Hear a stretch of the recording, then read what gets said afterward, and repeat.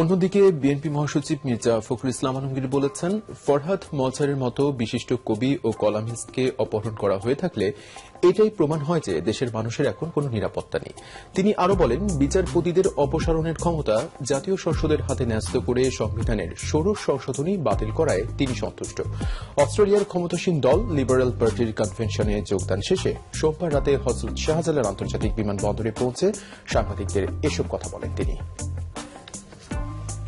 জাতির একটা প্রত্যাশা ছিল যে বিচার বিভাগকে অন্তত আপনার সবকিছুর ঊর্ধ্বে রাখা এবং সেখানে তাদের যে স্বাধীনতা সেই স্বাধীনতাকে রক্ষা করা, এবং এটা রক্ষা হতে আমরা আশ্বস্ত হয়েছি এবং আমরা বিচারপতিদের ধন্যবাদ জানাচ্ছি।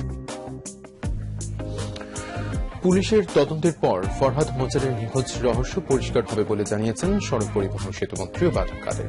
বিএনপির মতো অন্ধকারে ঢিল ছুড়বেন না বলে মন্তব্য করেন তিনি।